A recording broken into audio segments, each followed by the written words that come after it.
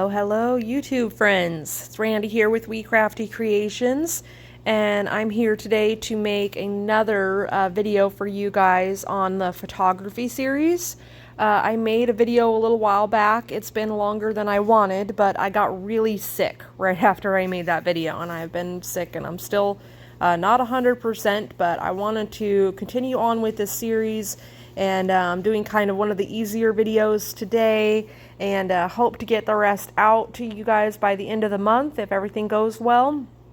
But here is some examples of items that I use as backdrops in some of my photos. Obviously, a lot of these are holiday themed or around seasons, but there's of course other things that you can do as well. These are just some of the items that I use. I sell a lot of Christmas ornaments, Halloween ornaments, and magnets that also kind of go with different holidays and things.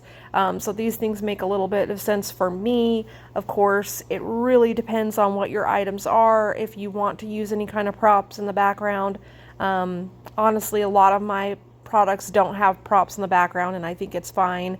It's not necessary, it's not required at all, but sometimes it can be a little bit fun. And you know, if you've got a lot of giftable items, you can kind of theme them around whichever holiday is coming up, and you know, potentially give people that idea in the back of their mind that this would be a good gift for that holiday. Some of these items I got at the dollar store, some of them I got at like Hobby Lobby and places like that.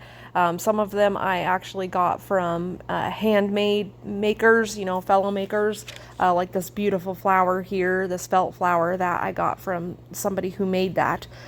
So, you know, try to support other makers when I can. And then as far as backgrounds are concerned, I took some different photos here, some different backgrounds to kind of show you guys. There's kind of this cardstock kind of background, which I like and use a lot in some of my photos because it just works pretty well. It's, you know, very neutral, not super distracting or anything. I also have this piece of flooring that I had purchased.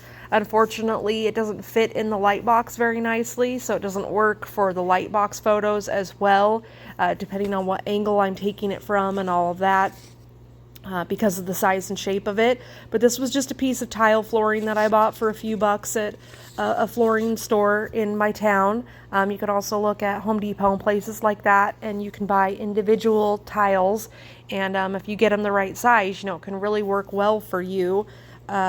See if I can find it.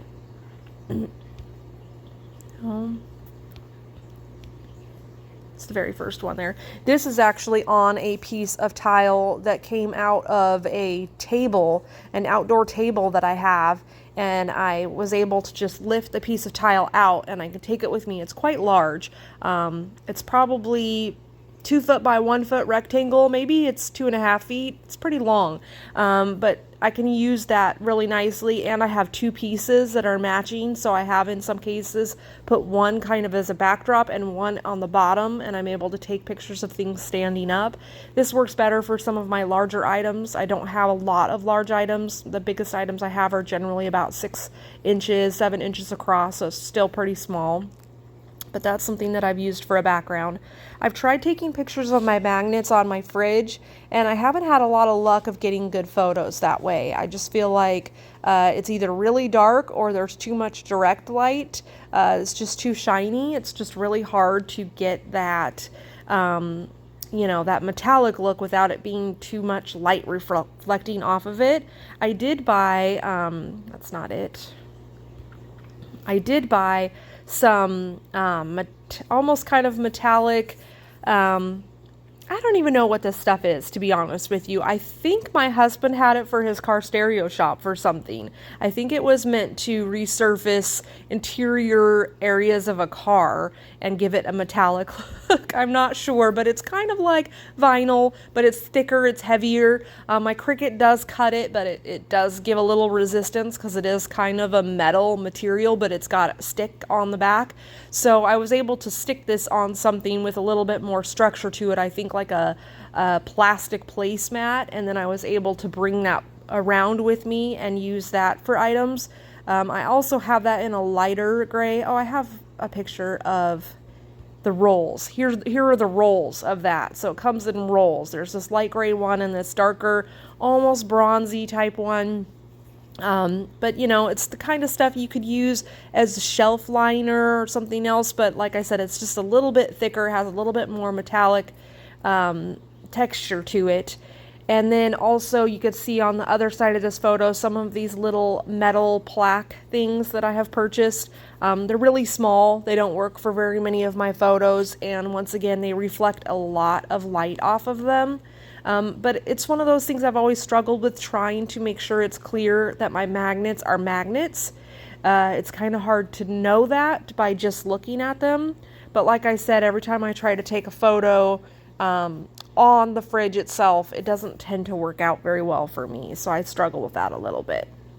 A couple other ideas. There's this faux wood paper that you can get. I've seen a lot of people use this.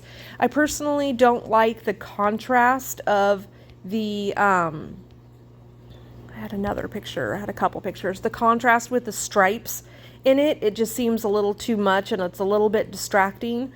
Here are some examples of some items kind of in the background. You know, it's just, you really have to take a look at some of these things and decide, is this too much? Is it taking away from my product? And you kind of have to decide that for yourself, or ask friends and family, you know, what they think. I personally think some of my most wonderful photos were taken outside on this old bench. It's falling apart now. I can barely sit on it without feeling like it's gonna fall.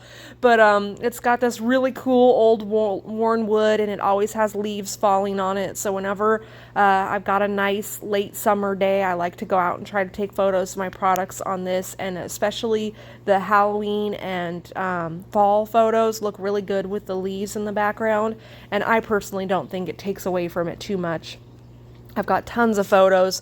Of course, the brighter colors work out better. If I have something that's just kind of a gray color, it might not look as good. But the brighter colors, like the pumpkins, I have some fairies that look really cool on this wood. So I have fun with that. Just another idea. And this is a wood shelf that sits right in my windowsill, so it gets a lot of sun during certain times of the day. So I used that. This is also that metallic background, but on this one I added a little to buy list to it to kind of make it clear that this is supposed to be a refrigerator, or supposed to be some kind of metallic message board type thing. So something just to give the customers something to think about. Something I recently saw on one of the Facebook groups for Goimagine was some conversations around using a quarter for size reference. I really like using a quarter. Something that one of the people had said in the comments was, if you're going to use a coin, make sure it's really clean and really, you know, perfect looking. I never even had thought about that before, but I do think it probably does matter. I've used several different quarters over the years. I don't really pay attention to how nice they look or how clean they look, but I think that does make a difference. I do think that everyone knows the size of a quarter, and not everyone knows the size of an inch. A ruler doesn't always help very well. I think something more like a quarter is more practical. And of course, this is not a main photo that you want to use for your product. This is just an additional photo that you want to add for size reference for your customers. And I really like it. I had purchased, had this thing made and had purchased it. It's glass. And first of all, it's strange because it doesn't have any numbers on it, but from one long line to the next long line, that's 1 inch. So it gives you a kind of a general reference, but this turned out to be a huge failure because it doesn't photograph well because of the kind of glass that it is. It just has this weird shine that comes off of it. It just doesn't look very good. I love it. I don't even know what I'm going to do with it because I can't really use it for what it's meant for. But it has my little tagline and everything, and I really like it. So I just wanted to point that out, but that was a mistake, and that's why it was. It just does not photograph well at all. Another thing for my ornaments that I use is this basic little silver hook that has its own stand. I wish I could find a smaller one because I have a lot of smaller ornaments. These are some of my larger ornaments. So I want to look for something a little bit smaller, but here's just an idea of a way to display some ornaments to take photos. Of course, I wish my house was a little bit cleaner and, there wasn't so much stuff in the background. I tried removing the background on these photos, but it's really hard to remove the background on photos when there's little skinny silver hooks and stuff. It tends to remove some of that no matter what you do, and it's really hard to get it right. So I just opted to leave it in this case. I felt like it was clean enough looking. Not the main photo that I used for this product, but a nice photo to give an example of what that might look like, on the hooks and everything kind of set up. Here's something that I decided against completely. I had tried out some wrapping paper.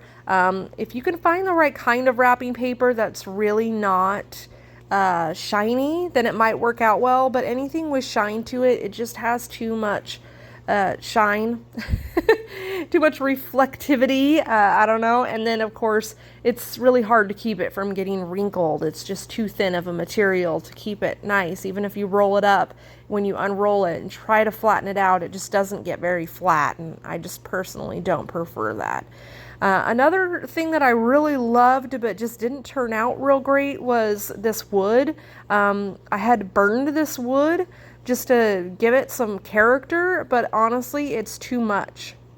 It takes away from the product. If the product was super bright and crazy, it might work. But for something that's more neutral, it really doesn't do it any justice. It takes away from the product. Your eyes go to this burned wood, and it just doesn't highlight what I want it to highlight.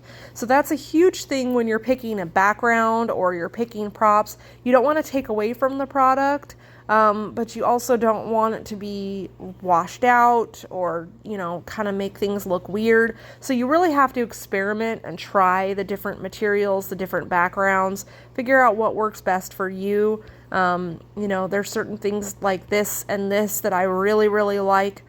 Certain things that at the time I just absolutely loved this and thought this paper was great, and now it just looks really distracting and it takes away from the product in my mind. I really like this wood shelf. I use it all the time. It's unless the item is similar to this color, it looks really good and it really pops. And same thing with this metallic material that I used. And so it's really, what's important is to spend some time and think about what you want. Here's an example of this wood before I burned it, by the way, and I have that in a lot of my stuff, and it looks better in my opinion. It just makes the product pop, and it doesn't take your eye away from the product. But, that's just my opinion. Another thing I wanted to not forget about was just showing, here is a picture of an item in the light box, and here's that same item out on that little bench outside. So, in my opinion, this is way better than this one. Everybody kind of might have their own opinion on that, but that is my opinion on it at least.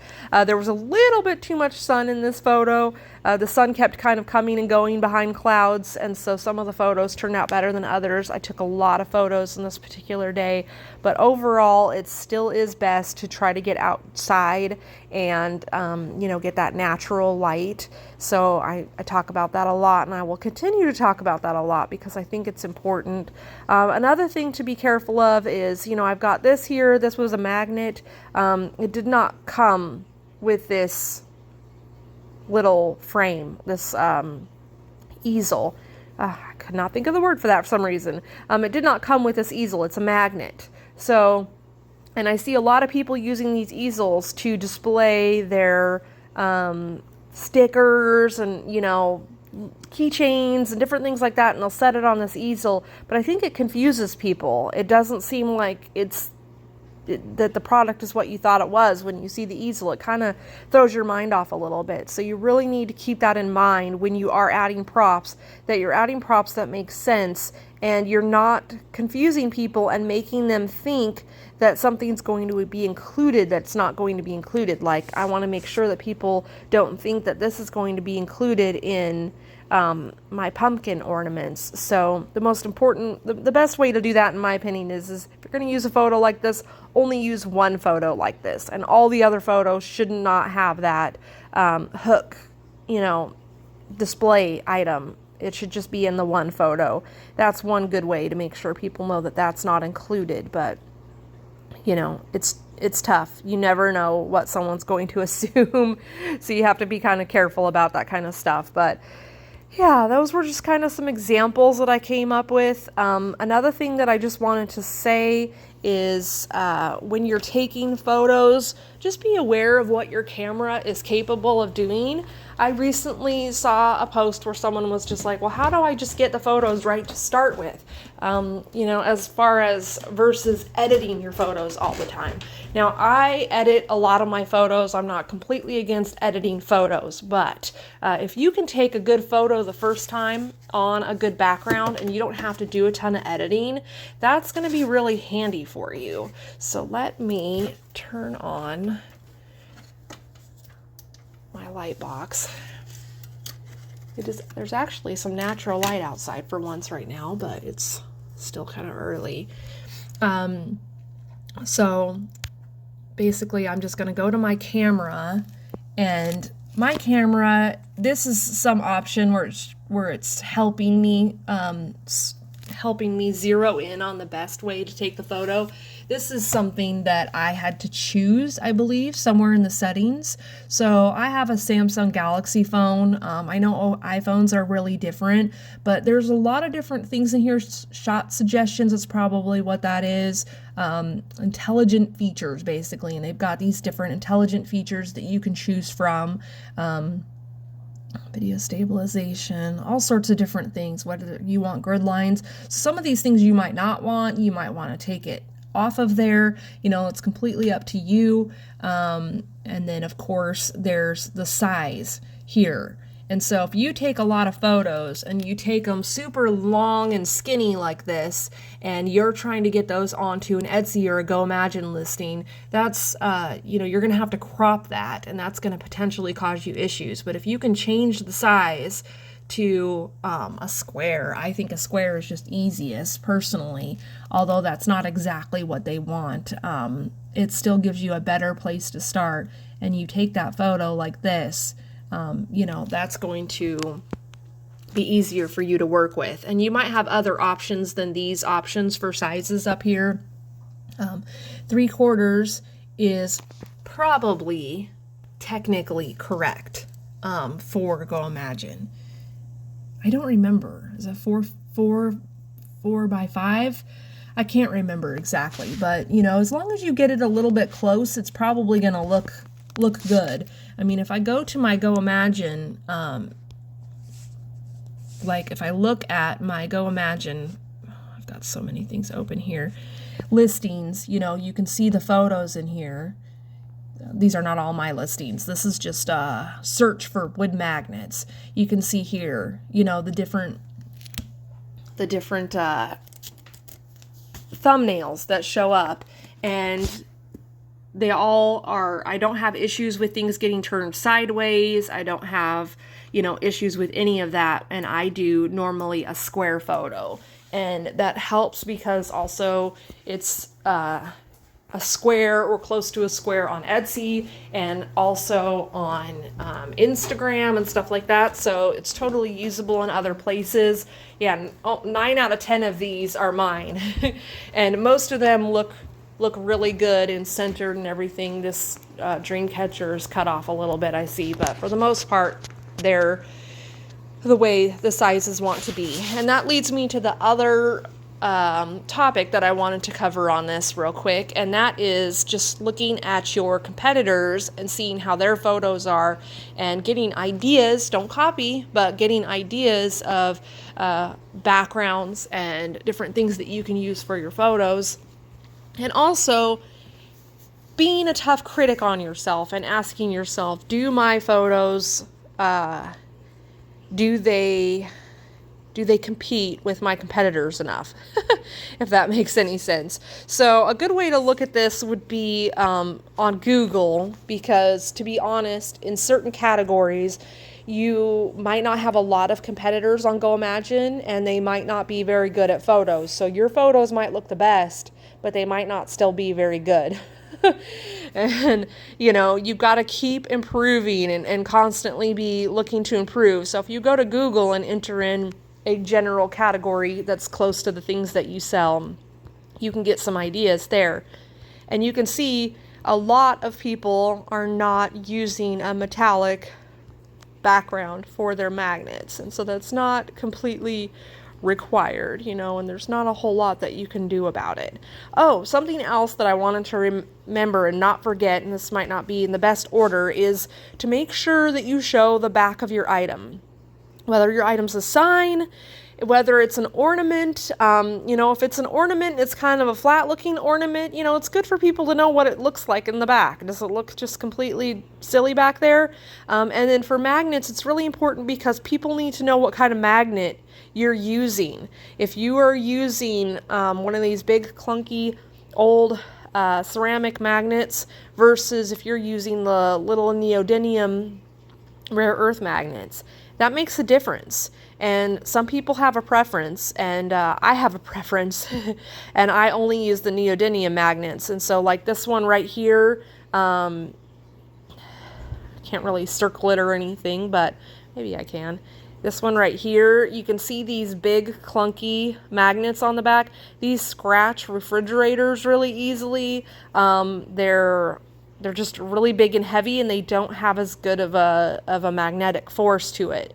But there may be some reason why some people don't care about that, or don't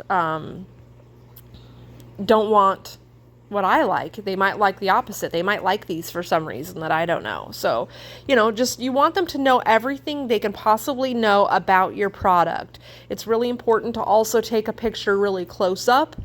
Don't just take pictures from really far away, but also take one with a little bit of distance back. Try to take pictures of the item in use. You want to show all the functionality and all the angles of the product that you can, so they can tell what the texture is like, so they can tell what the thickness is of the item. All of those things are really important, so they really know what they're getting. Like if you look at these leaf magnets right here, these really bright green ones, they're so pretty, but this is Temu. It's probably not even going to be what what they're advertising. But, if you had other photos, you could get a better idea. It's a little bit hard to tell how thick or heavy these are, how big they are, all of those things that you might want to know. I mean, for $1.29, you might as well just buy them and try it out. But, we're not trying to sell our stuff for $1.29. I sure hope not, because I'm not.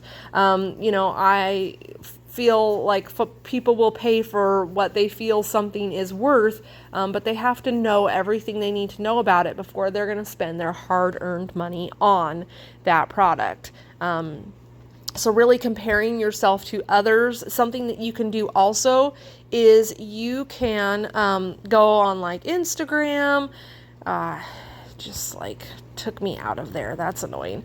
You can go on Instagram and I have really bad internet service, so I'll never get back to that post, but you can do a this or that post, and you can get an idea of which item the person liked better or which photo caught more people's eye. You can also just, post something like this one day, and then a week later post something with a different background, and then see which one gets more likes, and that type of thing. And that's going to give you an idea of what are people liking, and if you do just a carousel of photos, it's not really going to work. But if you do an individual photo and then you do the same photo but with a different background or with a prop or something else later, then you might get a little bit more feedback there that's going to be helpful to you. So hopefully all that makes sense. I'm kind of starting to ramble on a little bit, so I think I'll kind of cut this short. Let me just check my list. Yeah, I'll just kind of summarize here.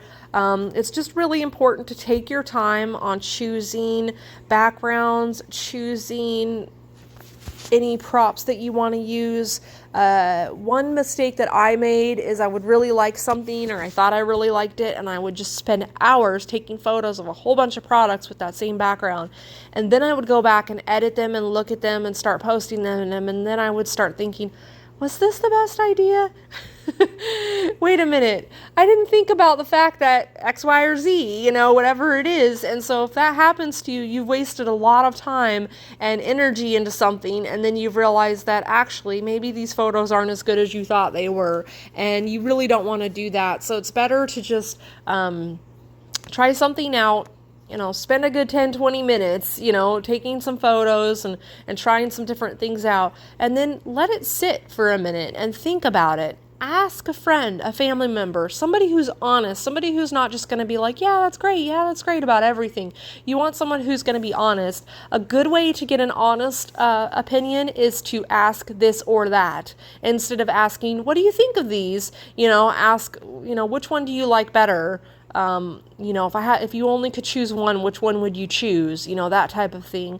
Or preface it with like, I'm not so sure about these, you know, I need a second opinion. And so they feel more okay to say something negative, because there's a lot of people out there who, you know, they're really positive and they're really sweet and they're great to have in your life and everything. But sometimes you just really need somebody who's willing to be honest and say the negative thing that might need to be said. So just keep that in mind. And always remember, you can always retake the photos. You could take photos and post them up, and you could decide you're not happy about them. You can take all new photos and start over again if you need to. It's really hard for one-of-a-kind sellers. It's really tough to be in that world. There's been some things I've done that are one-of-a-kind, and it's just like, well, you know, once you sell that item, or you know, if you don't sell that item, you're just kind of like, you just feel like you're just kind of stuck with it or something. But if you have an item that you can reproduce over and over again, you can take different pictures with it, you can experiment, and sometimes there's something that just never ever sold, and then you retake the photos and boom, it just blows up and everybody wants it because that first set of photos just did not do it justice, or didn't answer the questions, or just didn't catch their eye. You know, you want things to pop when you're looking at things and you're comparing them to other listings all from the same place. I was on Etsy before, so if I'm looking on Etsy here and you're just, you know, scrolling through and you're looking for something, you know, you really want it to pop and stand out. And if it doesn't, you know, or it just looks cheap, or whatever the case may be, you know, you really want to be that one that catches people's eye.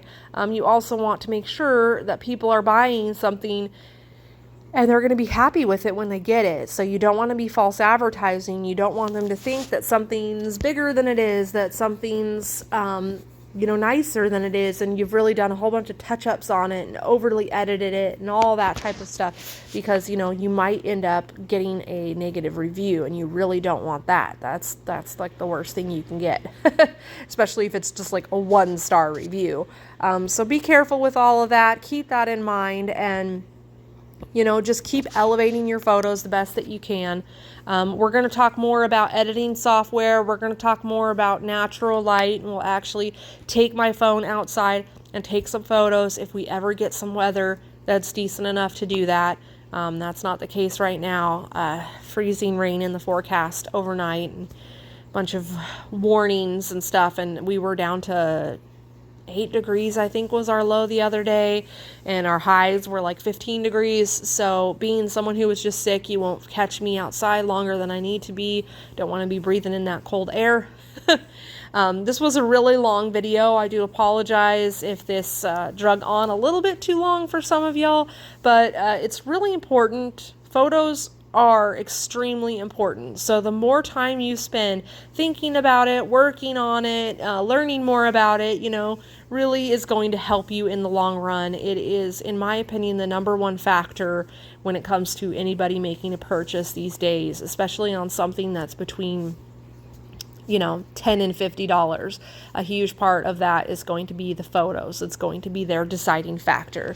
So thanks so much for sticking with me, and stay tuned for more videos on photography, and we'll get into some other stuff as well soon. You know, just keep make sure you're following, and give this video a thumbs up, and that'll help the algorithm know that this is one that's worth it to show to others. And yeah, we'll be back real soon. Thanks.